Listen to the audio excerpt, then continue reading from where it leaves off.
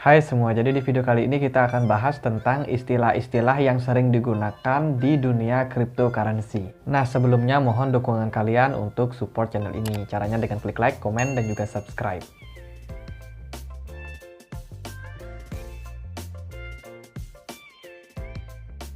Oke, jadi perkembangan teknologi sudah tidak bisa dibendung lagi, tidak terkecuali di dunia keuangan. Nah, sekarang ini sudah santer terdengar bahwa akan ada sistem yang akan menggantikan sistem keuangan seperti sekarang ini. Di masa depan, kemungkinan cara kita dalam melakukan transaksi sudah berbeda. Nah, kalau zaman dulu kita kenal kalau dulu orang-orang melakukan transaksi pembayaran dengan cara barter, kemudian berubah menjadi menggunakan emas, dan berubah akhirnya menggunakan uang logam, kemudian uang kertas seperti sekarang ini. Dan mungkin saja di masa depan kita sudah tidak menggunakan uang kertas lagi, tapi kita akan menggunakan uang digital. Jadi kripto inilah yang digadang-gadang kemungkinan akan menjadi uang masa depan. Nah, teman-teman tahu nggak sih apa itu kripto? Jadi kripto atau cryptocurrency itu adalah mata uang digital yang sifatnya terdesentralisasi dengan menggunakan teknologi yang namanya blockchain. Nah, transaksi di cryptocurrency itu menggunakan sistem peer-to-peer atau person-to-person. Jadi orang ketemu dengan orang tanpa ada perantara pihak ketiga lagi.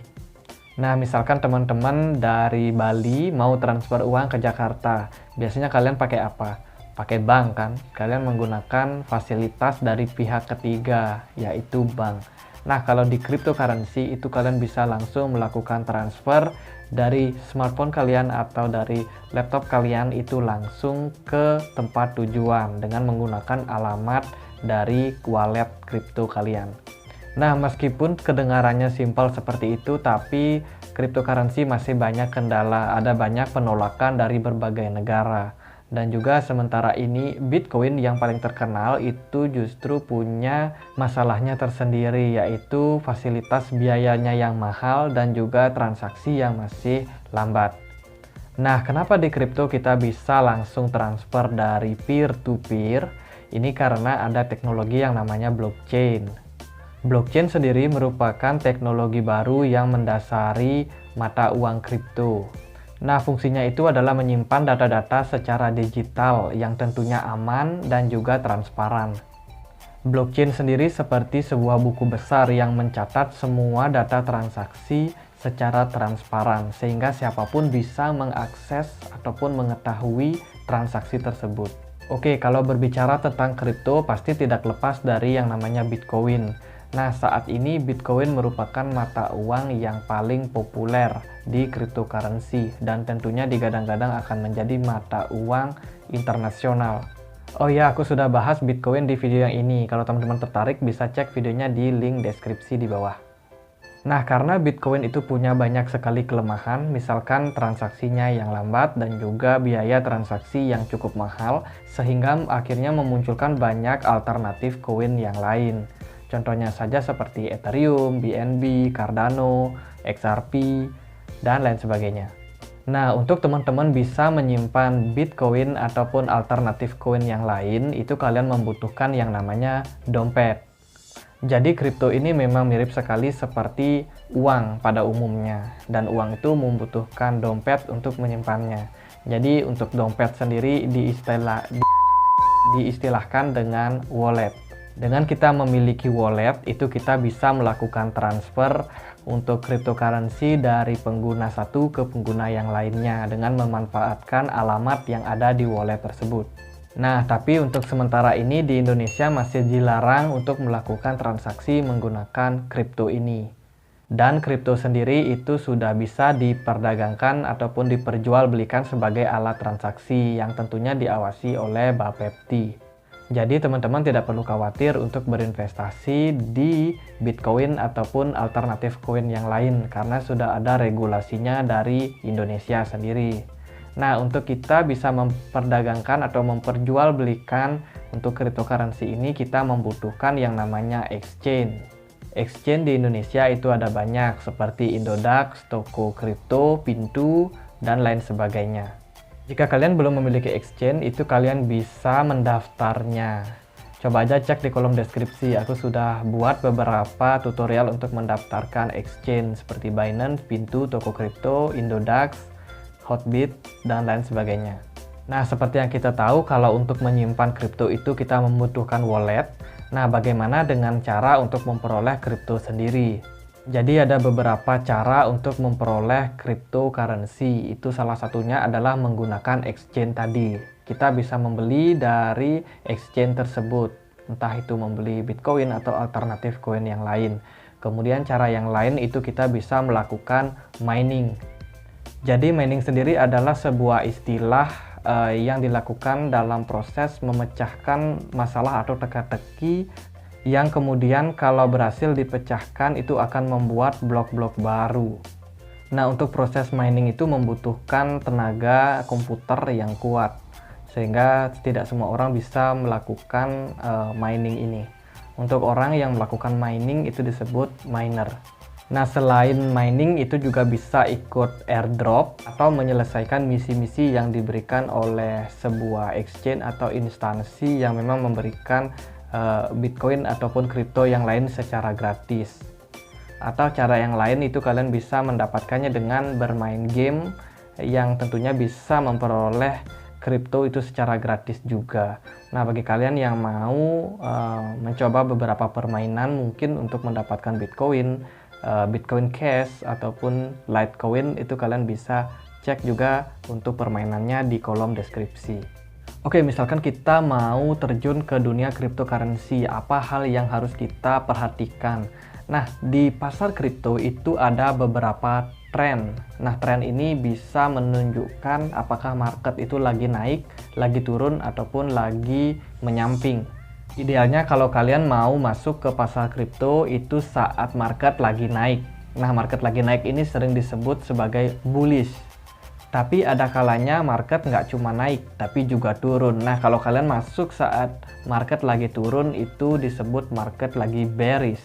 Nah, ini adalah situasi yang cukup krusial, apalagi para pemula yang belum tahu apa-apa tentang kripto. Tiba-tiba dia beli dan ya kita tahu, minus. Jadi teman-teman harus hati-hati kalau masuk kripto, pastikan tren pasarnya lagi naik. Nah, selain kedua tren tadi, ada satu tren lagi yang disebut dengan sideways atau bergerak menyamping.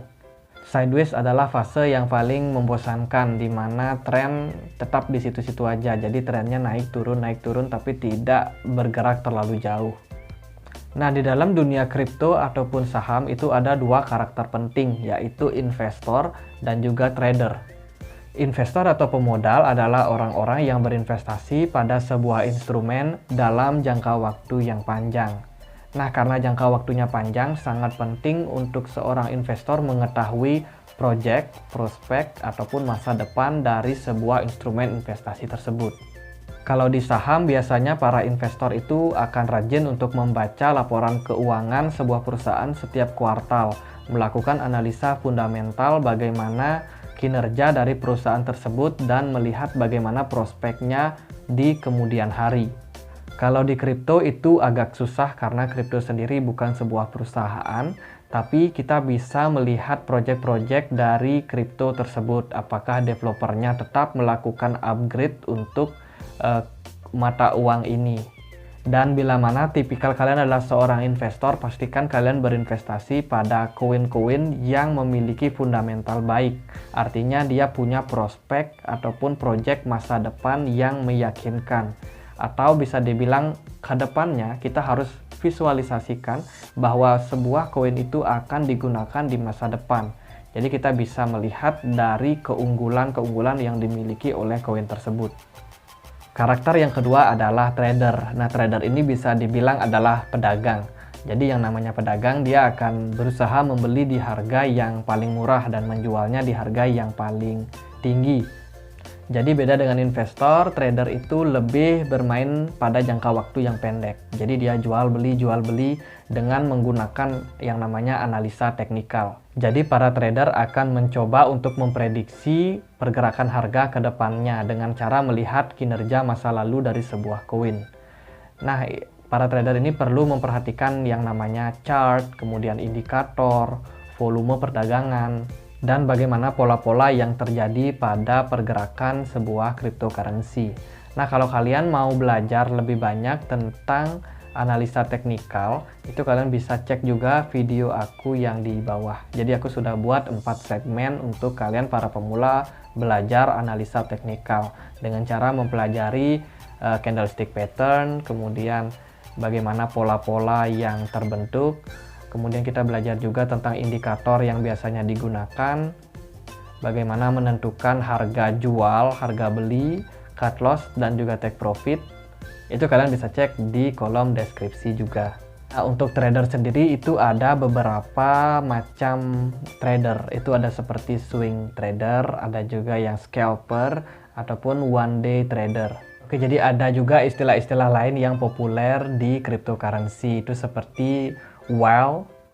Whale sendiri itu adalah istilah untuk menyebut orang-orang kaya yang mungkin memiliki sebuah cryptocurrency sampai kepemilikannya misalkan 5% dari total market cap sebuah koin tersebut. Jadi bisa dibilang para wealth ini adalah orang-orang yang memiliki banyak sekali mata uang kripto. Jadi karena dia memiliki banyak mata uang kripto, para wealth ini bisa dibilang menjadi market maker juga, atau dia bisa mengendalikan pasar sebuah kripto. Kalau ini nggak cuma satu orang biasanya, jadi bisa terdiri dari beberapa orang yang tentunya memiliki modal yang besar. Nah, bila para wealth ini bertarung di pasar, itu bisa menyebabkan ombak yang membuat grafik itu naik dan turun. Jadi para wealth ini penting untuk membuat market ataupun pasar menjadi lebih bergairah sehingga mendatangkan lebih banyak investor untuk masuk. Nah, selain itu di pasar kripto itu ada juga dikenal dengan istilah seperti pom-pom. Jadi pom-pom ini adalah sebuah aktivitas yang dilakukan para investor, trader, ataupun influencer yang memang memiliki kepentingan pada sebuah kripto. Jadi dia mengundang ataupun mengajak banyak orang untuk masuk ke sebuah kripto ataupun koin. Jadi pom-pom ini biasanya memakan korban bagi yang terakhir kali masuk. Jadi yang pertama masuk mungkin sudah untung duluan, tapi yang belakang-belakangan masuk itu yang biasanya menjadi sangkuters. Nah, kalau sebuah koin dilakukan pom-pom itu biasanya akan naik tinggi. Nah, naik tinggi ini bisa disebut pump. Jadi pump ini bisa dibilang sebuah pergerakan dari sebuah koin itu yang naik tinggi membentuk candle, long bullish candle atau marubozu. Jadi buat kalian yang masih baru, itu pergerakan sebuah candle atau candlestick itu bisa sangat tinggi, panjang, berwarna hijau dan menyebabkan harga yang tadinya murah itu jadi sangat tinggi. Nah, kebalikannya itu adalah dump. Jadi dump ini adalah sebuah pergerakan koin itu yang dari atas itu langsung turun ke bawah. Jadi membentuk long bearish candle juga. Jadi biasanya koin-koin ini bisa terjadi karena mungkin trennya sudah berhenti, mungkin pestanya sudah berakhir, ataupun ada sebuah berita buruk atau FUD. FUD atau Fear Uncertainty Doubt ini merupakan ketakutan yang disebarkan oleh seorang investor, trader, ataupun influencer yang memang memiliki sebuah kepentingan untuk mungkin membuat pergerakan dari sebuah kripto itu turun. Jadi biasanya media-media akan menggambarkan ataupun memberitakan sebuah peristiwa penting yang membahayakan sebuah investasi. Jadi bisa dibilang ini adalah sebuah berita buruk yang memang sengaja diterbitkan supaya membuat kepanikan ataupun ketakutan oleh para pemain pasar, sehingga harga dari sebuah kripto itu bisa turun. Nah, selain itu ada juga istilah seperti FOMO. FOMO atau Fear of Missing Out ini merupakan sebuah kondisi di mana kita takut untuk ketinggalan. Jadi misalkan sebuah pergerakan pasar itu sudah mulai naik, tapi kita ketinggalan untuk membeli. Jadi FOMO sendiri itu seperti takut ketinggalan kereta. Jadi kita mungkin belum memiliki sebuah koin, tapi ternyata pergerakan koinnya sudah naik tinggi. Nah, ini menyebabkan kita bisa mengalami yang namanya panic buying atau panik dalam membeli. Teknik dalam membeli bisa jadi kalau trennya memang masih naik itu nggak apa-apa. Tapi kalau seandainya itu hanya sebuah tipuan, itu bisa menyebabkan kita nyangkut di atas. Jadi teman-teman jangan lupa melakukan analisa. Oke, ada juga istilah all time high atau disingkat ATH. Nah, kondisi ini merupakan sebuah puncak harga ataupun titik tertinggi dari sebuah pergerakan harga koin. Istilah lain ada juga hold atau hold. Jadi intinya sama, yaitu menahan ataupun menyimpan sebuah koin untuk jangka waktu tertentu. Ada juga TP atau take profit, yaitu mengambil keuntungan kita. Ada juga cut loss atau CL, itu menjual dalam keadaan rugi. Oke deh, mungkin sekian aja dulu. Kalau ada istilah-istilah lain yang belum aku jelaskan tadi, mohon untuk tulis di kolom komentar ya. Dan kita akan bahas di next video nanti. Teman-teman yang punya pertanyaan, jangan ragu untuk tulis di kolom komentar. Kalau kalian mau join di grup diskusi kami, itu kalian bisa cek link tree yang ada di bawah di kolom deskripsi juga. Jangan lupa untuk selalu support channel ini dengan cara klik like, komen, dan juga subscribe. Akhir kata, saya Andre. Makasih.